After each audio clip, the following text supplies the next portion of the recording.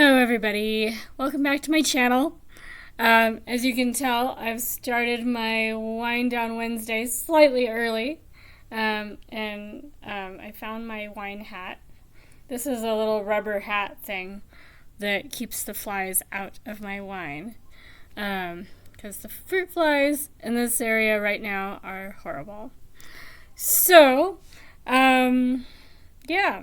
I'm going to not be drinking that during this video, because if I take the little hat off, I'm going to get fruit flies in my wine while I'm talking. That would be embarrassing. Okay, so first off, I keep promising I'm going to show you guys the genre blanket, or the genre wrap as it's turned into, and I keep getting busy. So here is the genre blanket. I'm going to have to stand back here. It's almost to a point where it's a proper rectangular wrap. So this is the beginning of the year, and here we are. I'm not caught up.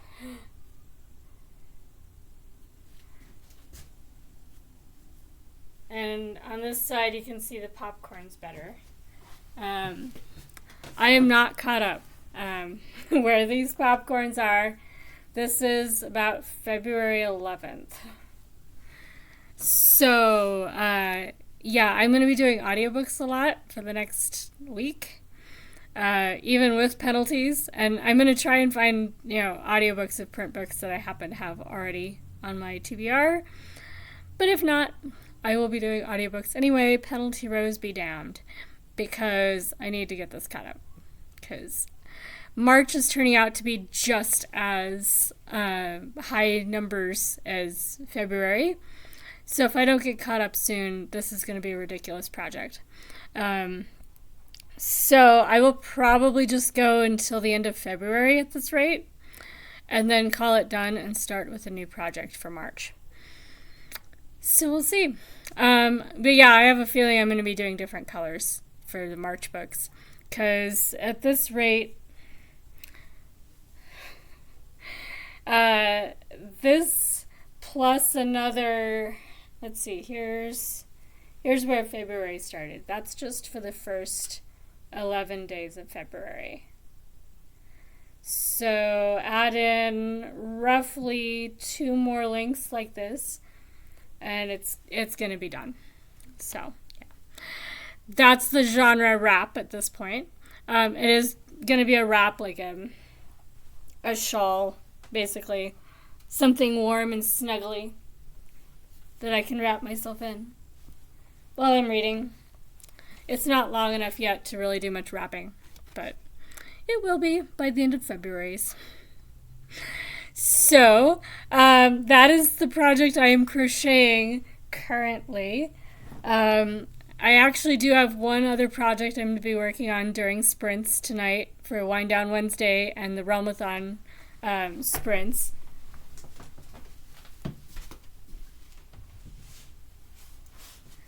So this is what my crochet club does for charity. We stick squares together. I think I've showed 1 or 2 others of these, but I am in the part of the rows where I'm attaching the rows. So one of these days I'll have the technology set up to actually show you guys what I'm doing, but there are videos about how to do this, and I might find one and eventually stick it in the description, because what I'm doing is called a continuous join. So you attach all the squares to the row in one pass, and then you go back the other direction, which I'm doing here, and I'll work across here, down here, and up this other side. So I'm going to be doing the rest of the sides of the squares in this pass, and then I'll start over and attach more squares, and then, until it's done. And this makes it so that you don't have a whole bunch of ends to weave in. It's a lot more stable. There's only knots where you have to change skeins. So I really like this method, and it's really easy to do when you're focusing on other things. So this is the other project I'm working on today.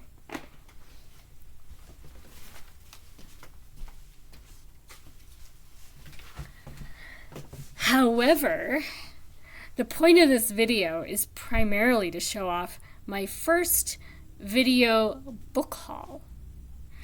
I've been doing a variation on the read what you own concept anyway, but a monthly thing where I have to read 20 books I already have before I can read books that I don't have, except that this month is my birthday month. So I'm leaving myself free to get whatever books I want for March. Not even just, certain categories.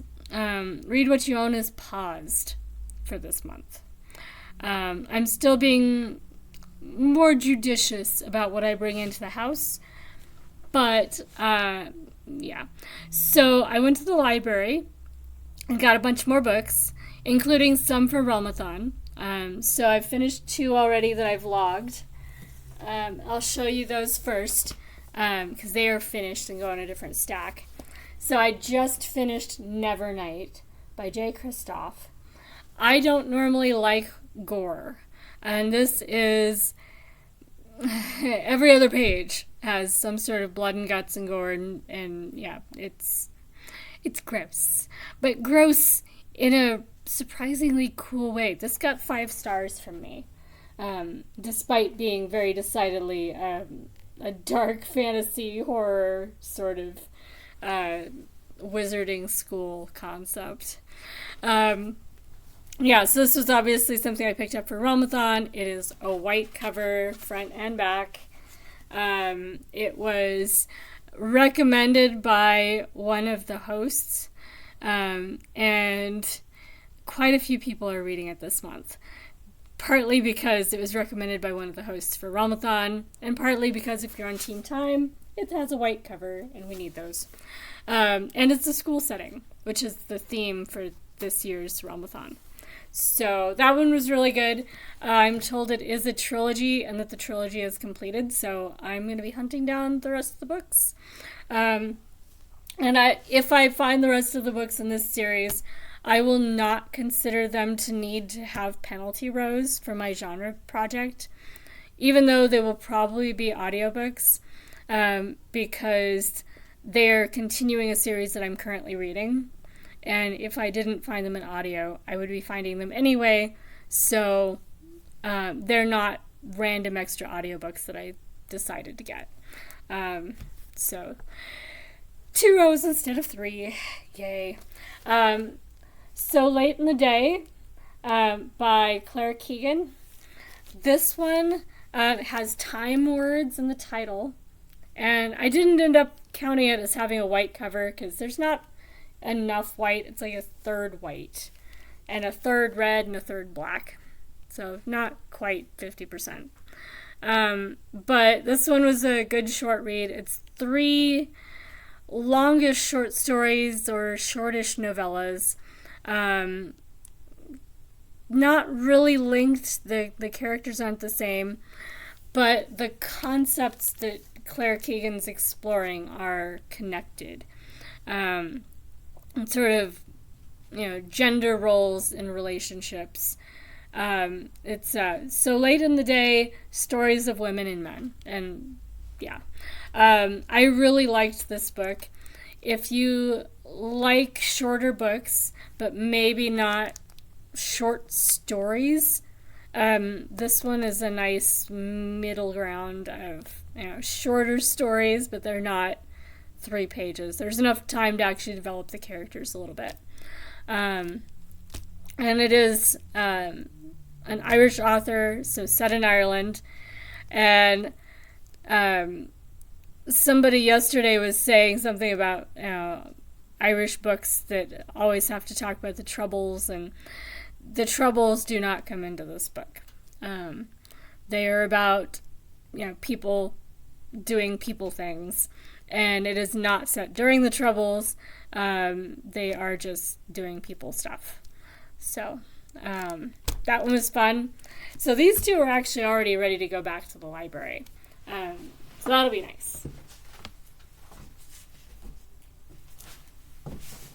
And you will see them again because I will hold on to them until after the 7th so I can do my wrap up for the week.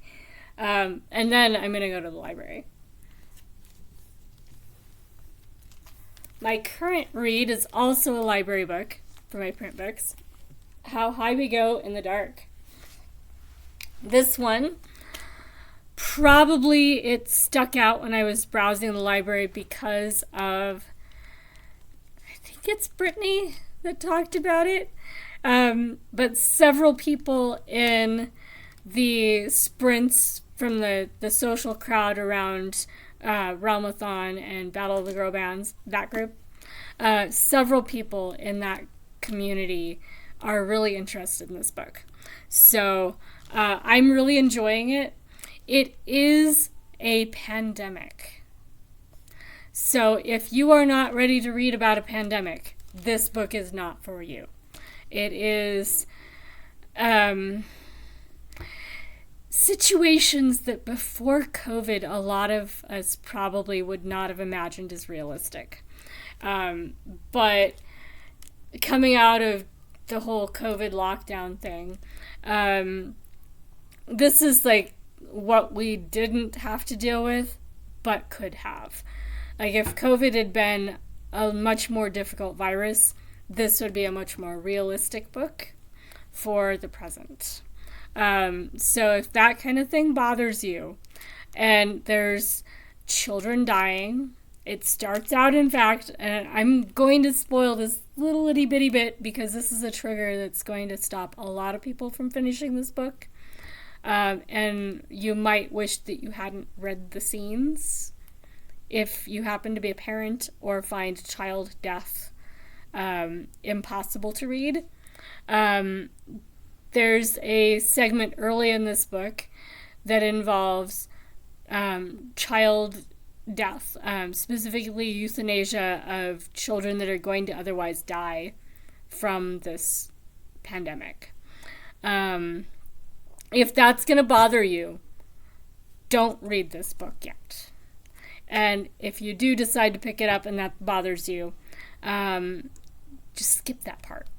It really is that traumatic if that's something that's going to trigger you.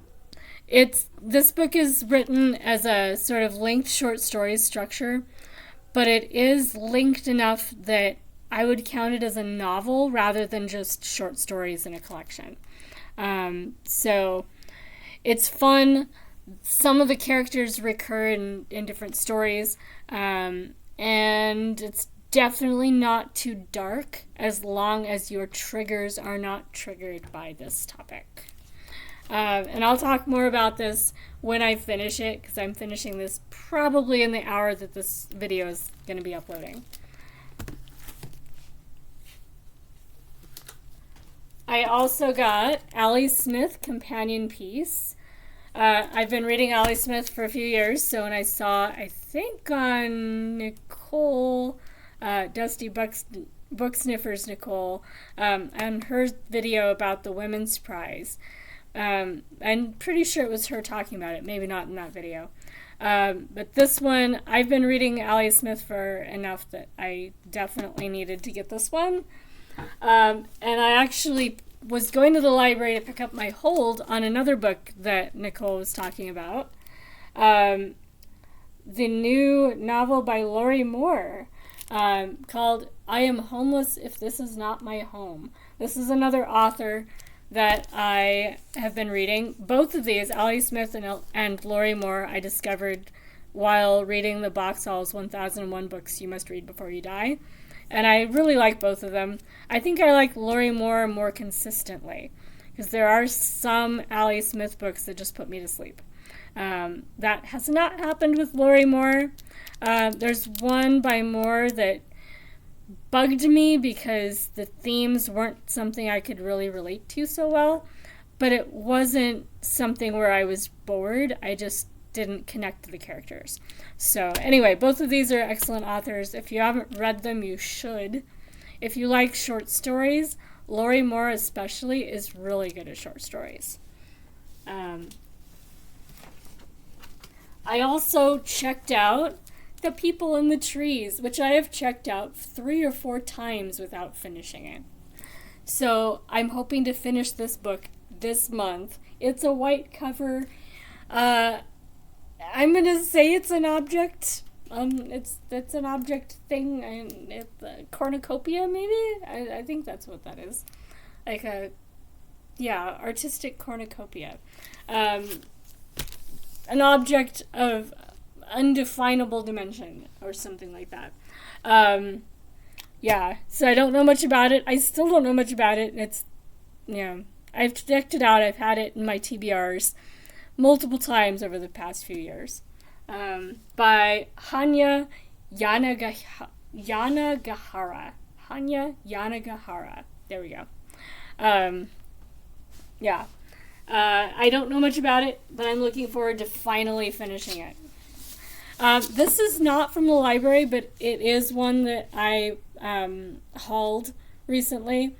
We did some bin shopping at the Goodwill outlet near us, and this was in one of the bins. I've been meaning to read it. Alex from Frankfiction was reading this one, and it sounded like she was enjoying it, so I got it. It was like 70 cents. So that one I'm also hoping to read this month. It is white, and it has a pencil on the cover, so that's some extra nice bonus points for my team. I'm going to set these over here.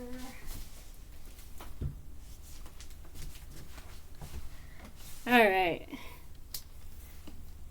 I got One for My Enemy by Olivie Blake. Sorry, Claire's on my mind now. It has a sword. It is white. It is really obviously for my team. And I will probably be getting Atlas 6 as an audiobook before I start this one. I haven't decided yet, but it will probably happen. Assuming I can get it, because it looks like a lot of people might be interested in it soon. And then another white book with objects on the cover, and so totally time-oriented. The Clockmaker's Daughter by Kate Morton. So I did kind of have my time realm in mind when I went to the library. The only ones that really don't count for being white books with objects on the cover are the ones that are social media scrolls that I found out existed and needed because I saw them on social media. So, yeah, that should be fun. But wait, there is more.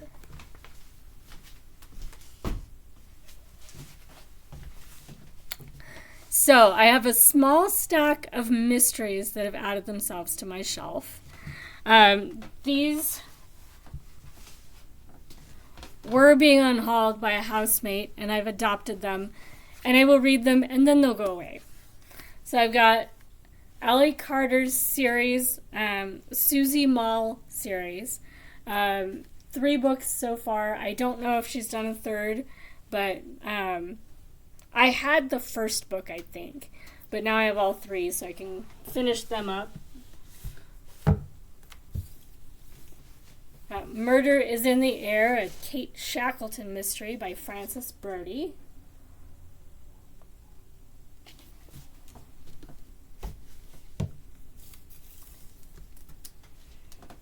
A Death in the Dales, also Kate Shackleton mystery by Frances Brody.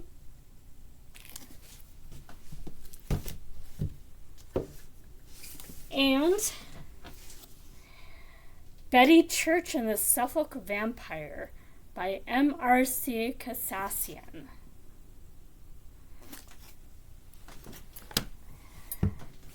Ah, wonderful book haul, you say, but there's more.